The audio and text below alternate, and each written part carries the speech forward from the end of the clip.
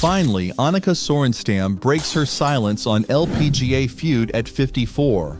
Regarded as one of the best female golfers in history, Swedish Annika decided to tell her side of a feud that she has otherwise kept mum about. It was a battle she has been quietly fighting for quite a while. This will be a revelation. After digging deep into the records of Golf.com, Golf Digest, and The Guardian, we were able to get into the nitty-gritty details behind her silence. Join us in discovering why it took her so long to make her stand and what legacy she is leaving the sport. Let's find out why she is considered the silent star. Her amateur career first experienced success in an international women's golf tournament, the St. Rule Trophy, in 1990. She also recorded a runner-up finish in the Swedish National Mother and Daughter Championship. She played the 1990 and 1992 Espirito Santo Trophy, a biennial world amateur team golf championship, as a member of the Swedish national team from 1987 to 1992, winning the individual competition in 1992. While waiting to start college in Sweden and working as a personal assistant at the Swedish PGA, she played on the Swedish Golf Tour, winning 3 tournaments between 1990 and 1991, including the Konthal Höganäs Open and Stora Lundby Ladies Open. She then moved to the U.S. to play college golf at Tucson's University of Arizona after a coach spotted her playing a collegiate event in Tokyo. She became the first non-American and first freshman to win the individual NCAA Division I championship in 1991, after winning 7 collegiate titles along the way. She shared the 1991 NCAA Player of the Year title with Kelly Robbins. She was runner-up to Vicky Gutsa in the 1992 NCAA Championship. She was the 1992 Pac-10 champion. She was a 1991 to 1992 NCAA All-American. That was how she dominated the NCAA at the time. She turned professional in 1992. After missing her LPGA Tour card at the final qualifying tournament by 1 shot, she began her pro career on the Ladies European Tour, earning the title of Ladies European Tour Rookie of the Year in 1993. She finally earned non-exempt status for the 1994 LPGA season after a 28th place tie at the LPGA final qualifying tournament. His first pro win came on the WPGA Tour of Australasia at the 1994 Holden Women's Australian Open. 1994 saw her being declared as the LPGA Rookie of the Year and making her Solheim Cup debut. Her LPGA breakthrough came in 1995 when she won her first major tour title at the U.S. Women's Open. Finishing at the top of the money list that year, she became the first non-American winner of the Vare Trophy. Added to this honor is her being only the second player to be declared Player of the Year and Vare Trophy winner after being declared Rookie of the Year the year before. She was the first LPGA player to finish the season with a sub-70 scoring average of 69.99 in 1998. Her 18 wins established her as the player with the most wins in the LPGA in the 90s. Through all these achievements, Annika maintained a calm and collected exterior, even under pressure. Her focus was on performing at her best. Outside of golf, she remained shy and relatively private. Afraid of public speaking, she avoided situations that would require her to speak. Outside of her quiet demeanor, she showcased a strong commitment to her chosen sport and a relentless drive to achieve her goals. These characteristics earned her the nickname of Silent Star. How did she show her dominance of the sport? By the end of the 2008 season, she had won 96 international professional tournaments, establishing her as the female with the most wins under her belt. This consisted of 72 official LPGA tournaments, including 10 majors and 24 international events. She had 46 runner-up finishes and 24 third-place showings, translating to finishing in one of the top 3 positions in 46% of her career LPGA starts. When she took the 2001 Standard Register Ping title at Moon Valley in Phoenix, With a 27 under 261, she recorded the lowest winning score in a 72-hole event. This record was finally broken by Se-Young Kim, shooting a 31 under 257 at the 2018 Thornberry Creek LPGA Classic. It was also the tournament where Annika shot her LPGA record 59. She still shares the LPGA record for the largest come-from-behind win with Nelly Korda. She set the record by overcoming a 10-stroke deficit on her way to win the 2001 Office Depot. 2003 was a signature year for her after she achieved a career Grand Slam, winning all 4 major championships at least once in her career. These majors were the Chevron Championship, the U.S. Women's Open, the Women's PGA Championship, and the AIG Women's Open. That year also saw her becoming the first woman to play in a PGA Tour event since 1945 after playing in the Bank of America Colonial Tournament, now known as the Charles Schwab Challenge. Her record for the lowest winning score of 24 under 192 in a 54-hole tournament at the 2003 Mizuno Classic remains to be standing and unbroken. She was inducted into both the World Golf of Fame and the LPGA Hall of Fame in 2003. President Trump presented her the Presidential Medal of Freedom in 2021. At the end of 2022, she was at the top of the LPGA's career money list with earnings over $22 million, over $2 million more than runner-up Carrie Ann Webb. She is the LPGA winner of a record 8 Player of the Year awards and 6 Very trophies. She remains to be the only female golfer to shoot a 59 in competition. Her 54 wins set her to become the player with the most LPGA wins in the 2000s. She ended her career ranked number 2 in the world in 2008. Coming back from retirement at age 50, Annika added a win by 8 shots in the 2021 U.S. Senior Women's Open to her illustrious resume. After discovering her LPGA dominance, it's time to focus on the tension between her and some LPGA personalities. Watch on and learn what the tension was all about. When did she begin to feel the tension within the LPGA? It all started after her decision to play in the PGA Tour in 2003. Her intention in doing so was to push the boundaries of women's golf at the same time, prove her skill in a traditionally male-dominated field. He likewise hoped to bring more attention to women's golf.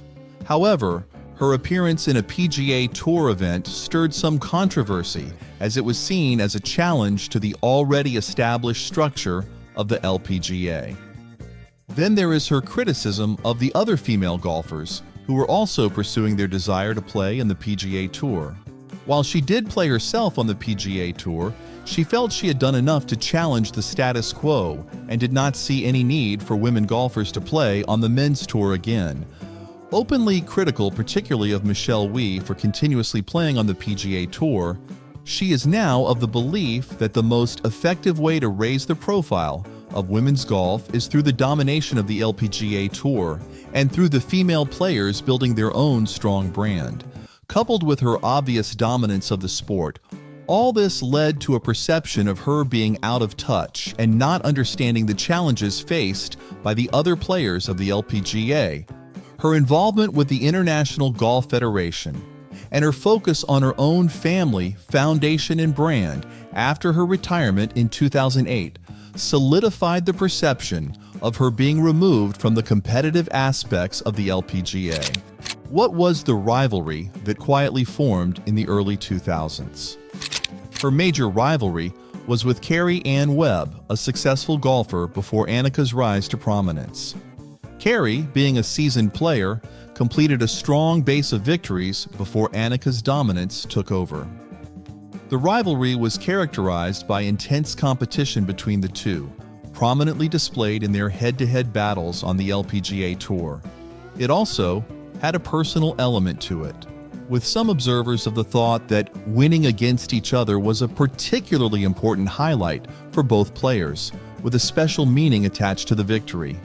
It was in 2001 that Annika began to outpace Karen in terms of ambition and overall performance after having a remarkable season, featuring 8 victories that included a major and her shooting a historic 59. With the growth of Annika's golf dominance comes the evolution of her rivalry with Carrie, with both of them remaining at the top of the LPGA rankings for many years. There is another player with whom she had an issue with.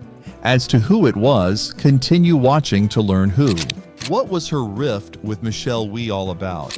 The rift between her and Michelle Wie stemmed from her disappointment with Michelle's performance and her lack of focus on the sport. She expressed her opinion that Michelle was not living up to her potential and to the expectations many had for her. She continued by suggesting that Michelle was not mentally strong enough to make it to the top. She felt Michelle was not fully committing to the profession, not playing enough, distracted by her involvement in school and its extracurricular activities. In response, Michelle defended her decision to finish her studies in Stanford before fully concentrating on becoming a full-time golf pro. It's a personal decision on her part to put college first. It was never planned. It just kind of happened, and she is just enjoying it. Going to college is one of the best experiences of her life. Another factor to this quarrel was Michelle's withdrawal from the Gin Tribute Tournament, where Annika was the hostess, where she considered it a lack of class on Michelle's part and a lack of respect for her as a co-player. What made the withdrawal more significant was Michelle's shooting an absolutely terrible round that was only 5 shots short of invoking an LPGA rule. The rule in reference was that shooting over 88 in a single round at a major tournament would result in getting banned from all LPGA events for 1 year. Having this in mind, Michelle decided to withdraw from the tournament, claiming a wrist injury. Annika cried foul after Michelle was seen on the same course 2 days later, shooting a practice round for the LPGA Championship. Given Michelle's struggles with injuries and her lackluster performance at the time in the absence of significant wins, Annika also implied that Michelle should qualify for events instead of being given sponsor exemptions. Annika feels that there are other players who are more deserving to claim such exemptions. In saying this, Annika may have highlighted the presence of bias in the granting of these exemptions. The presumed clash between Annika and Michelle was oftentimes framed as an old guard versus rising star scenario. Michelle's participation in the PGA Tour at the age of 14 at the 2004 Sony Open in Hawaii fueled a generational divide in golf, specifically within the women's game. The public perception was that Annika represented the more established side of the sport, holding a more traditional view of how players should be conducting themselves, while Michelle represented the more modern aspect of the game, with less concern about tradition. How was she inside the LPGA locker room? She was known for her intense focus and calm demeanor on the course, and was described as almost ruthlessly cold as a competitor. She was clinical and emotionless during her victories. This intense focus and lack of outward emotion contributed to her being seen as cold and unapproachable. Adding to the perception of her being cold and aloof is her constant striving to improve. Off the course, she was no social butterfly, having a shy and introverted personality. She admitted to being uncomfortable engaging in social activities and speaking in public. She stated about going to the extreme of missing a putt on purpose just to avoid giving a winner's speech. Not a social golfer, she deliberately avoided getting herself in certain situations which involved social interaction. She leaned towards being more reserved and less outgoing, despite her involvement in events like charity golf tournaments. She frequently said that she was happier watching a movie in the confines of her home over going to a social event. The contrast of her persona on and off the course suggested a duality in her personality. During her pro run, Annika's personality was a complex mixture of intense focus and competitiveness, interspersed with shyness and a desire for perfection. Today, she has finally overcome her fear of speaking and has become more comfortable in public. Now that we have a clear picture of the feuds and rifts she got herself involved in, what does she have to say for herself? Continue on to find out. How did she break her silence once and for all? In 2013, she apologized to Michelle about comments she made in an interview with Golf magazine that were critical of Michelle. She reached out to Michelle saying that there were a couple of things that got misquoted. Among the comments that Annika said was that Michelle's playing in men's tournaments stunted her career. Annika continued to say that Michelle, who as a 13-year-old became the youngest player to make an LPGA cut at the 2003 Kraft Nabisco, never lived up to her potential. Annika further said that the talent everyone thought was in Michelle was not actually there. Michelle thought it was nice of Annika to reach out to her. She accepted Annika's apology for what she had stated in the interview. In 2021, she defended her acceptance of the Presidential Medal of Freedom, the nation's highest civilian honor, along with 9-time major champion Gary Player, a day after the U.S. Capitol riots. 5 people were killed during the riots, and hundreds of people were investigated in connection with the events. New England Patriots head coach Bill Belichick declined the honor, citing the tragic events at the Capitol, while the PGA of America canceled its plans to play the 2022 PGA Championship at the Trump National Golf Club, Bedminster in New Jersey, citing it would be detrimental to the brand of the organization.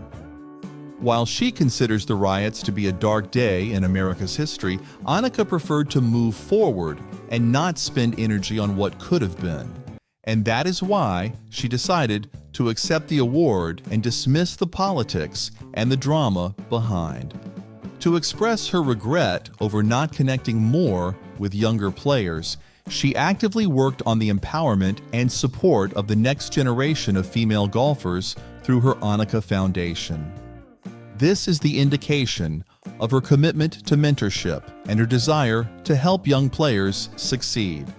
Her recent participation in some tournaments served as a positive example for younger players.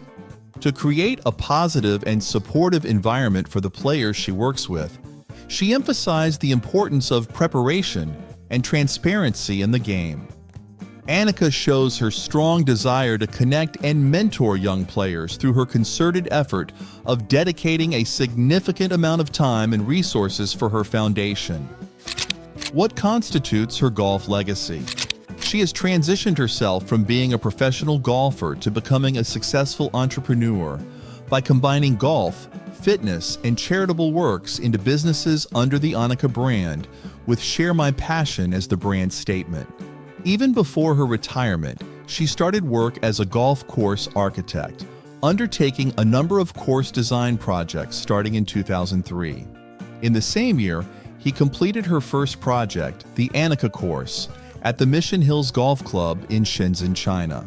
From then on, she has worked on projects around the world, including courses in South Africa, Malaysia, and South Korea. She has likewise worked on redesigning courses in the United States, such as the Patriots Point Link course near Charleston, South Africa. She has spoken time and time again about the difficulties of being a woman in the golf course design industry. The common stereotype conclusion that comes to mind is that courses she would be designing will come out short and easy, which definitely is farthest from the truth. She launched the Annika Foundation in 2007. It is a nonprofit organization focused on developing, empowering, and advancing young women, both in their professional career and in their personal life. She also established the Annika Academy in 2007, with her longtime coach Henry Ray serving as head instructor, her sister Charlotta an instructor and club fitter, her personal trainer Kai Fusser, an overall fitness trainer, and herself available for coaching on particular golfing packages. Unfortunately, the academy has been closed since 2016. She continues to compete in some tournament events, including the American Century Celebrity Golf Championship in Lake Tahoe and the PNC Championship, often playing with her son, Will. Then there are TV matches and sponsor outings she participates in as well. She is a frequent event speaker. sharing her experiences and insights not only on golf, but on life in general. She currently serves as the president of the International Golf Federation and is a member of the World Golf Hall of Fame Committee. Outside of golf, the Annika brand includes a clothing line developed in collaboration with Cutter & Buck, a limited wine label produced in partnership with Wente Vineyards, and a signature fragrance developed by SA Fragrances. She also has an interest in the carbonated cocktail, Fizzy Bees. Annika has one regret as a golfer. She didn't smell the roses along the way out of her being so focused on her game. With a goal to leave the sport having given it her all, she lived in her little golf bubble, where all she did was practice, travel, and compete. Living by shots and by tournaments, she found herself slipping away and realizing there were some other fun things to do. The LPGA recognizes and celebrates Annika's achievements, particularly by naming a tournament The Annika after her. For another interesting golf narrative, all you have to do is continue watching by proceeding to the next video on cue.